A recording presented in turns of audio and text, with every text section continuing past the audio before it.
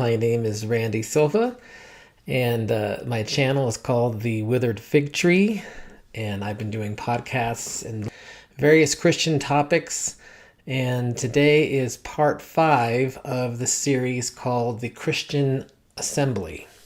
Let's go ahead and get started. Today's episode is called The Advent of Church Buildings and Worship. Remember that we're talking about the first 4 centuries, from when Christ came all the way until around 325 AD at the Council of Nicene. And during that time, we have been studying how the communion, also called the Eucharist, evolved from being just a meal of remembrance to being a sacrifice. It became a sacrifice because the idea that the real presence, that is the real flesh and blood of Christ, somehow mysteriously went into the bread and wine of the Eucharist. And that made certain ideas like an altar and priests start to be used. And that brings us now to when church buildings started to be used. Now, I wanted to make a few clarifications from my prior episodes. One is about how beliefs spread in the early church. The church wasn't entirely unified. There were some differing beliefs among Christian house churches, and mostly that was at the regional level. For instance, as we discussed in an earlier episode, Origen stood out because he disagreed with the real presence in the Eucharist. Today we'll see that many of the anti-Nicene writers repeated the phrase, no temples, no altars, and no images. Yet then we'll see very shortly thereafter, altars and temples are what precisely appeared in the whole church. And that was shortly after Constantine in 313 AD. How did that happen? I would say in many ways, the unity that was in the Christian churches, the Christian assemblies, within that church, the unity was preserved because new ideas spread slowly. And that's because the communication that was available was by foot. They didn't have the internet, they didn't have cell phones or text messages. There was also only a few councils, times when they would get together and discuss doctrine. Nowadays, we'd probably call those conferences. There were 14 pre-ecumenical councils before the first ecumenical council, which was the Council of Nicaea in 325 AD. Remember that ecumenical is just a fancy religious term for of or relating to the worldwide church. So therefore, the 14 pre-ecumenical councils were all regional. They were not worldwide. In addition, 6 of those 14 councils occurred just before the ecumenical council of Nicaea. So that means that there were 4 that occurred in the 2nd century and 4 that occurred in the 3rd century. And interestingly, I found that the first 3 councils dealt with when Easter should be celebrated. So that doesn't even seem like something that we would argue about, but it was important to them back then, so they spent 3 whole councils just discussing about when Easter would occur. Now, temples and altars seem to have appeared because the first ecumenical council, that is the Council of Nicaea, was in Rome, and Rome became the center of Christianity because of Constantine and the Council of Nicaea. For instance, like Origen was in Alexandria. In Rome, the beliefs of that region caused the advent of the money and power that came with Constantine to blossom, I think is a good word, into what we now see as the Catholic Church and the Eastern Orthodox churches.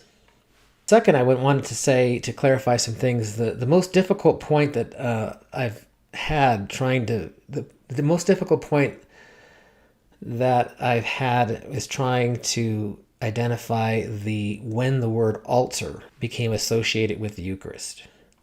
According to Dr. Tom Wadsworth, that's where a lot of my material is coming from, and I was able to exchange some emails with him this week, so that was great.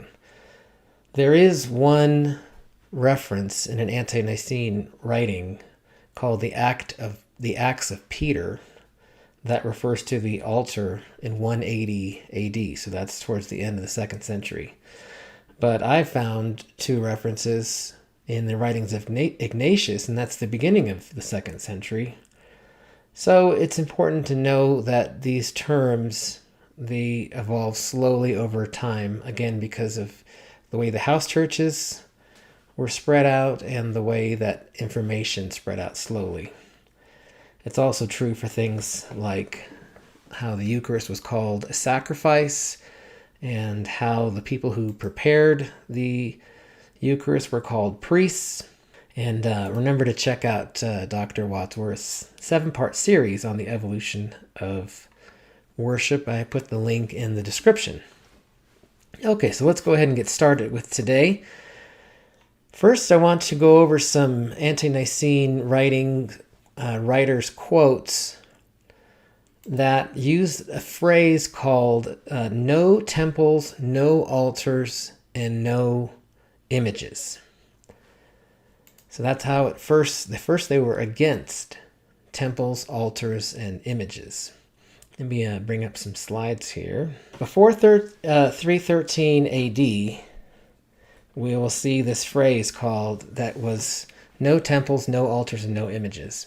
So what we'll see is that the early Christians took pride in the fact that their worship was different than the worship of pagan gods.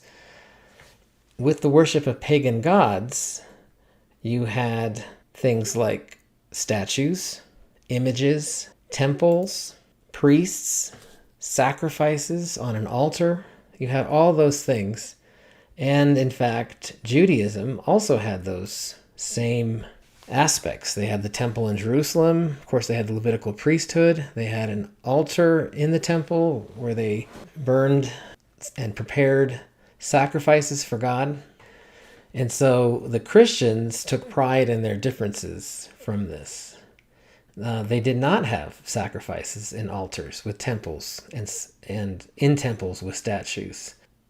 Even though at the same time, as we've already talked about, they were calling the Eucharist a sacrifice. So it seems that they did not equate the real presence in the Eucharist with the slaughtering of animals on an altar in a pagan temple. So they viewed those things separately. They didn't think of you could say maybe it was symbolic, but it was more than symbolic, as we studied last week with all the various writings of the ante-Nicene fathers. It was just, I guess you'd say, a different sort of sacrifice. It wasn't like the pagan sacrifices that occurred in temples in the presence of pagan statues, on altars, done by pagan priests, and so forth. Okay, so here are some writings that we have here. So in the Epistle of Barnabas, that was around 115 AD, he says, "Finally, I will speak to you about the temple and how those wretched people set their hope on the building, as though it were God's house. God truly dwells in us. This is the spiritual temple that is being built for the Lord."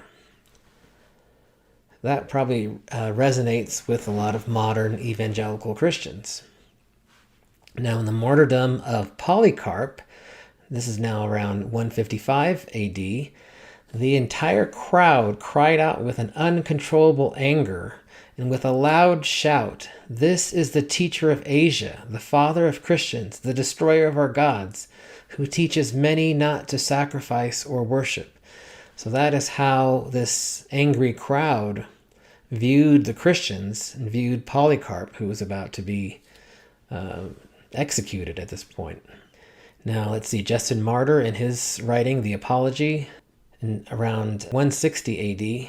What sober-minded man then will not acknowledge that we are not atheists, worshiping as we do the maker of this universe, who has no need of streams of blood and libations and incense? So again, you can see that he's saying that they do not worship like the pagan God, the pagans who worship their pagan gods, who Paul, remember, says, Apostle Paul said they were just demons.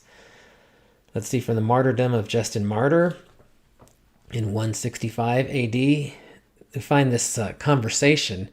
First, it's from this guy, Rusticus, who says, "Where do you assemble?" And Justin says, "Where each one chooses and can. Do you think that we all meet in the very same place? Not so, because the God of Christians is not circumscribed by place." That sounds a little bit like the book of Acts, chapter 17. Let's see, Clement of Alexandria, around 200 AD. So now we're at the very beginning of the 3rd century. "The word prohibiting all sacrifices and the building of temples indicates that the Almighty is not contained in anything." Now, Origen, in his writing against Celsus, 248 AD, "We object to the building of altars, statues, and temples because we have learned from Jesus Christ the true way of serving God." And Arnobius, and against the heathen, in 300 AD, so that's approaching this special date of 313 AD, he said, "We do not rear temples for the ceremonies of worship, do not set up statues and images of any god. We do not build altars." So after 313 AD, we see everything changes. It changes very rapidly. Within about 10 years or so, I would say. The first church building that we know of was in Jordan, and it was called the Agaba Church. And archaeologists think it was built around 298 AD. And that's the oldest known Christian church that was built exclusively for gatherings. What we learned in the prior episodes was that Christians originally met in houses, in house churches, partly because of the persecution that they received, but also because of convenience. They didn't have a lot of money, and it just made sense. It was difficult for them to travel, so it made sense for them to meet in houses. After Constantine legalized Christianity in 313 AD with the Edict of Milan, the widespread construction of churches began almost immediately after Constantine's victory over Licinius in 324 AD. So Constantine became a Christian, but he still only led a certain part of the empire. And then he fought Licinius in 324 AD, and then he became the sole ruler of the Roman Empire. And with Constantine's own money and also access to the Roman treasury, grand basilicas and churches began to be built throughout the empire. So we see from Eusebius, a lot of these quotes are from Eusebius. He was a Christian, he was a bishop, and he was also a Christian theologian of the time. Let's see, from his church history around 320 AD, "Friends and priests of God, and ye who are clad with the sacred gown adorned with the celestial crown of glory." So here you see him referring to priests of God. They were dressed in a different kind of, fine robes, like you would see in the Catholic Church or the Eastern Orthodox Church at present. So again, Eusebius from the Life of Constantine, this is around 325 AD. It says, "The emperor's zeal in the building of churches surpassed even that of those who had preceded him in the faith. He directed that churches should be built in every place and adorned them with splendid decorations, displaying his royal generosity in the service of the divine." And then also from the Life of Constantine, a few sections later, and say also in 325 AD, It says, "Thus the monument of his Savior's resurrection that was in Jerusalem excelled all others in beauty. He," and this is referring to Constantine, "lavished upon it an abundance of gold, silver, and precious materials, making it a fitting house for the King of Kings." All right, so let's see from the commentary on Psalms. Now we're talking about 330 AD. "We shall not think it sufficient to be purified by the washing of hands, but also by the bright and clear light of conduct and disposition, and thus approaching the altar, we may partake of the divine and unblemished sacrifices." So here you see him using a lot of this temple terminology referring to the Eucharist.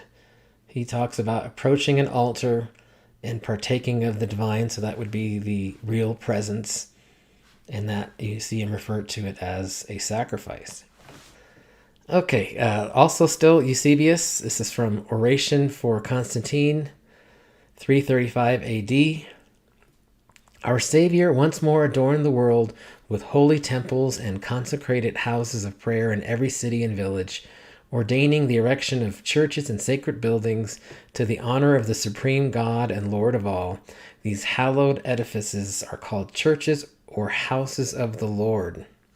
I guess you'd say they probably knew they should stop from calling it that they shouldn't call it a temple, although sometimes they referred to it as a temple, I guess you could say symbolically or figuratively. But here you can still see how he refers to these as hallowed places or holy places, and calls them the house of the Lord and holy temples, consecrated houses of prayer. And you can see how they're spreading all over. So here's a different guy, Athanasius, the Festal Letters. Now we're talking 367 AD. "Let us come before him with purity of heart and participate in the holy and divine mysteries, so that we may be counted worthy to approach his holy altar." Here you see altar, divine mysteries, probably referring to the Eucharist and the real presence.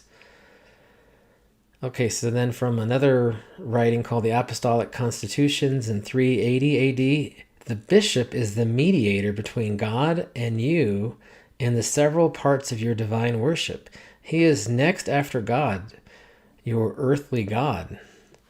So I put that in there to show just how quickly I would say things were going downhill.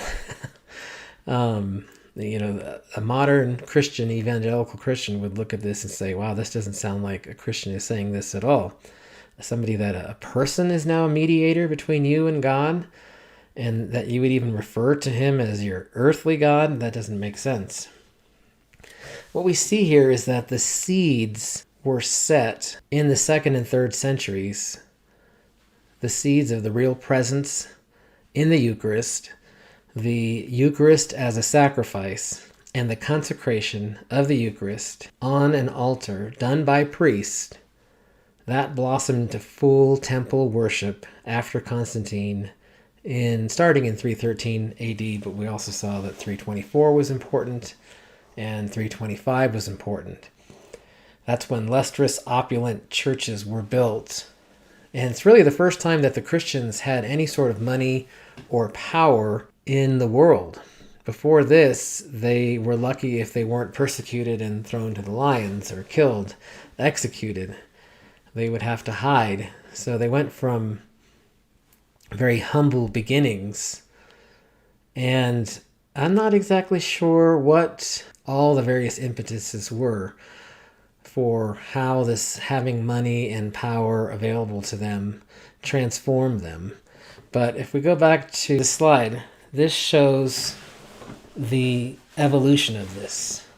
So you start with a purely memorialist view, and then somewhere around the first half of the 2nd century, it starts to change and evolve into the real presence view. That is, the physical flesh and blood of Christ appear mysteriously somehow in the Eucharist, in the bread and wine. And we see that this, what started out as a supper, an actual meal that Christians would celebrate, that evolved into a ritual where it was just the Eucharist. It was just a loaf of bread and some wine. So those were all big changes. It might seem like little changes to them, but then there are big changes that add up over time. So then somewhere in the 2nd century, I probably should have used, like a bracket of time. We start to see the table on which the Eucharist is prepared. We start to see it being called an altar. And then somewhere early in this 3rd century, we see that those who are preparing the Eucharist begin to be called priests. We also saw that some of these, I put minister / priest because the bishop and the presbyters and deacons were also included in this language. But we start to see this term priests being used as the person who prepares the Eucharist, and that you need a special person, not just any of a run-of-the-mill disciple, but you need a special person who can consecrate the bread and wine and turn it from just plain old bread and wine into the Eucharist with the real presence. So then what we talked about today was that we see buildings start to be built that are exclusively for church, and that sometimes they're referred to as the temple of the Lord. And then this is 325 AD, you have the Council of Nicaea. Interestingly, it was actually Constantine who called for this council. And it really is difficult to separate I guess you'd say, the heart of Constantine as to, what were his motivations. A lot of people say his motivations were entirely political, that he really didn't see any sort of sign in the sky from God, and that really what he saw was an opportunity to use Christianity to unify and control the empire. So that's, I guess you could say it's one or the other. Either his heart was right and he was just trying to figure out, he's new to Christianity, so he's just trying to figure out what are the rules of Christianity? How does one worship? He's familiar with the pagan temple worship, but how do these Christians worship? I want to worship like them. And perhaps he saw that, I just don't want to go to some guy's house. We should build ornate buildings for people to assemble in. And of course, they're no longer being persecuted, so now they don't have to hide out in houses. And so now they are meeting in these ornate buildings. And then, of course, you want the priest not just dressed like anybody, but you want him to wear, fine linen and have symbols on the clothing and have robes and hats and various signs of the cross and things that they would carry. This Council of Nicaea in 325 AD, you see Constantine calling it because there was an argument at the time. So you see, his main concern was, if depending on his heart, if he's just acting as a Roman emperor with power, then his main concern would be imperial unity. And there were these internal Christian disputes that threatened the division of the empire. Now, the first big issue was on the nature of Christ. And there was a guy named Arius and another guy named Alexander. And Alexander was the bishop of Alexandria. And both of these people were in Alexandria. And they fought over this nature of Christ. And Arius believed that Christ was created by God and not co-eternal with the Father. And Alexander believed that Christ was fully divine, not created. He always existed, and he was immortal. So it's hard to tell whether Constantine really cared which way they went, but he saw this as something that could divide the empire, that is. And so he called the Council of Nicaea, and that was the first ecumenical council. So that's the first council it contained over 300 bishops from all across the empire. So it's the first empire-wide or first ecumenical, first church-wide council or conference. And he, put them all in one room and said, you need to decide which is true. And that what comes out of the Council of Nicaea is that the nature of Christ is fully divine, not created, and immoral, which is what we believe in modern times as well. All right, so this is the end of part 5. In the remaining episodes, I want to talk about what does this mean for modern Christianity. So modern Christianity has its own problems. Some people may be more aware of them than others, but it does have its own problems. First of all, it's highly divided. We talked about that in the church series, how there are tens of thousands of denominations. And secondly, it has problems with people in power. Some people might call them narcissists, but nevertheless, it has elements of control in it. And so, what would the world be like if, I don't want to say if Constantine hadn't come around, because there's kind of good things and bad things with Constantine. But what would happen if the church remained in house churches? What would that be like? What could that be like? Would it be something that modern Christianity would want? What problems would it resolve? And what problems could it create? So with that, I wanted to end this episode. Thanks again for joining me. Remember to like and subscribe and share with your friends. And have a great week. We'll see you next Sunday.